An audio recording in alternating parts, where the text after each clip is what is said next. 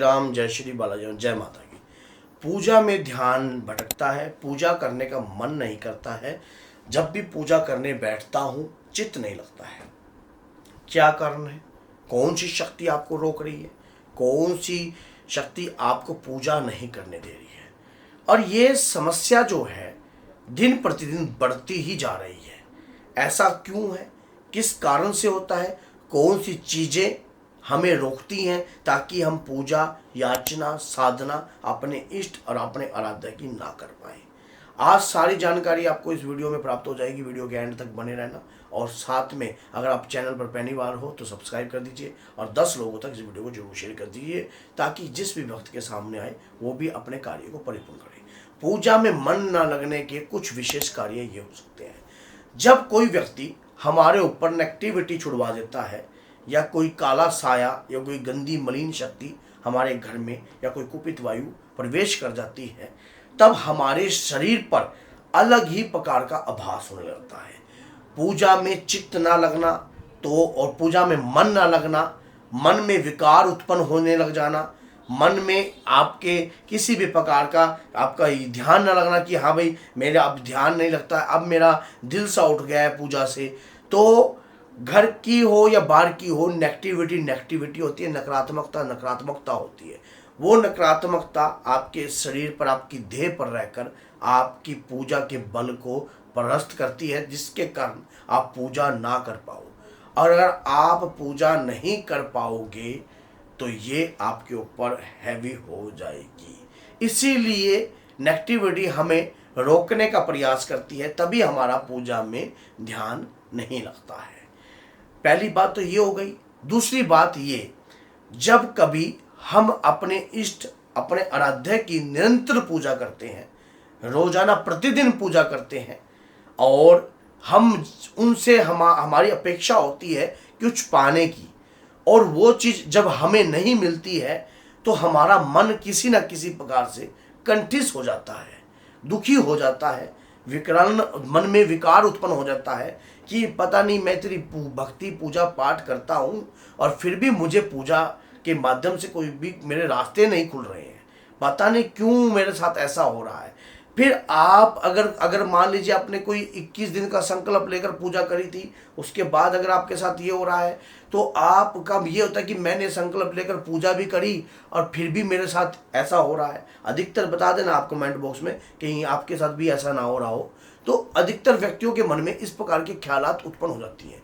हमारी अपेक्षा ये अपने इष्ट, अपने आराध्य से बहुत ज़्यादा हो जाती है कि हमारे ये कार्य परिपूर्ण हो जाए, ये रास्ते हमारे खुल जाएं। लेकिन कई कारणों से हमारे कर्म के अनुसार हमारे जीवन में जो अंधकार छाया हुआ होता है, पूजा करने से हमारे कर्म जो हैं वो कन्वर्ट होते हैं, वो धीरे धीरे धुलते हैं। लेकिन व्यक्ति को ये बात समझ में नहीं आती है। उसे लगता है कि बस मैंने पूजा करी तो आज ही मुझे मेरी पूजा का फल मिलना चाहिए।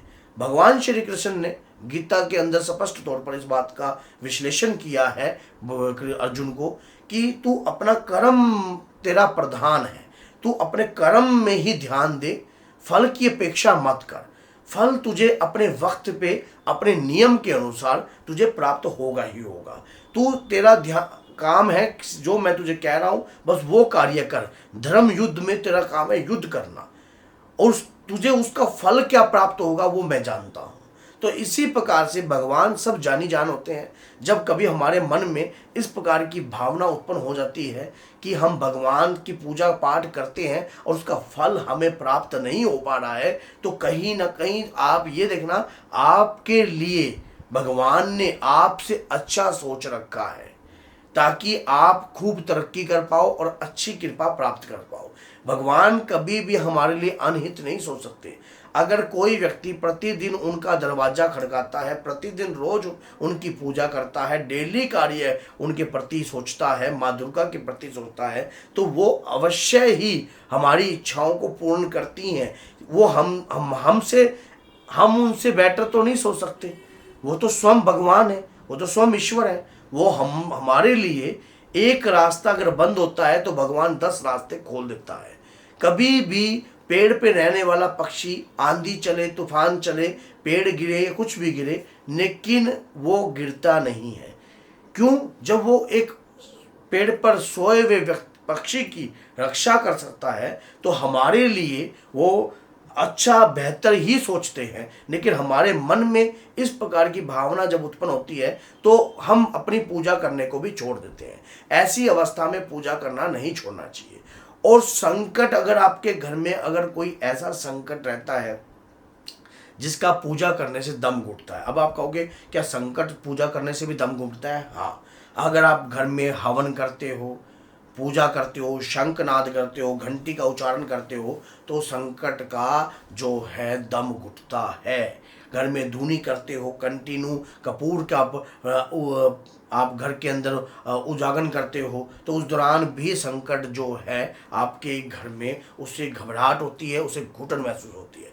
तो वो भी आपके शरीर पर रहकर आपकी पूजा को ना करने के लिए प्रयास करता है, ताकि आप ना तो पूजा कर पाओ, ना नियमबद्ध होकर आप अपने घर के अंदर इस प्रकार का कार्य कर पाओ। वो भी आपको रोकने का प्रयास करता ही करता है। लेकिन ऐसी अवस्थाओं में आपको आपका ध्यान भटकना, फिर चित्त ना लगना, इस बात की ये होती है कि एक पूजा को कई लोग बोझ समझकर भी करते हैं कि मैं पूजा कर रहा हूँ, मैं अपने माँ बाप के प्रेशर में पूजा कर रहा हूँ बस, क्योंकि हमें वहाँ से कुछ आउटपुट आती दिखाई नहीं देती। जिस प्रकार से हवा को महसूस किया जा सकता है उसी प्रकार से ईश्वर की कृपा को महसूस किया जाता है। माँ दुर्गा की कृपा को, माँ कालका की कृपा को, माँ की कृपा को, बाबा की कृपा को महसूस कर सकते हैं, जिस प्रकार से हवा को हम महसूस करते हैं। तो इस प्रकार से हम, कई बच्चे तो इसी प्रकार से भी उनका पूजा में ध्यान नहीं रखता कि पूजा करने से मिलता क्या है। जो नहीं मिलता वो पूजा करने से सब कुछ बदल सकता है। आपके हाथ में अगर कहीं भाग्य रेखा आपका साथ नहीं दे रही है, या आपका भाग्य आपके हित में नहीं है, या आपका साथ नहीं दे पा रहा है, तो पूजा करने से आपकी भाग्य रेखा उभर जाती है। आपके घर में धन धान्य की बरकत जो है उभरती है और धन धान्य की कृपा आपको प्राप्त होती है।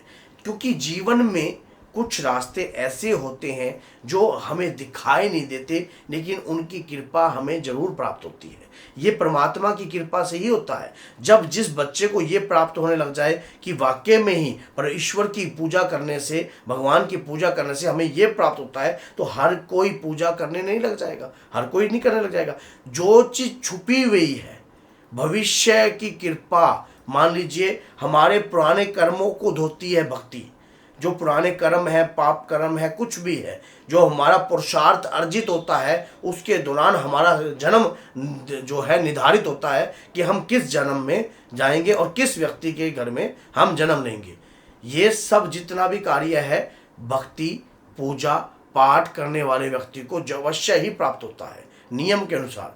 तो इसीलिए अगर आपका मन ना लगे तो सच्चे मन से आप अपने इष्ट आराध्य की एक अरदास निकालिए और बाबा से प्रार्थना कीजिए, माँ से प्रार्थना कीजिए कि मेरा भक्ति पूजा पाठ में ध्यान नहीं लग पा रहा है, हे प्रभु ऐसा क्यों हो रहा है मेरे साथ, कृपा दीजिए, मुझे भक्ति की ताकत दीजिए ताकि मैं आपकी पूजा में मन लगाकर कार्य कर सकूं। पूजा करने से पहले अगर इस प्रकार की विनय प्रार्थना अपने इष्ट, अपने आराध्य के सामने करी जाती है तो वो हमें, हमारी पूजा को स्वीकार जरूर करते हैं। तो बोलिए जय सीताराम, जय श्री बालाजी महाराज। अब इस वीडियो को अपने तक मत रखना, 10 लोगों तक जरूर शेयर कर देना, ताकि जिसके मन में इस प्रकार के विचार आ रहे हों तो वो विचार कभी उत्पन्न ना हो पाए। तो बोलिए जय सीताराम, जय माता दी।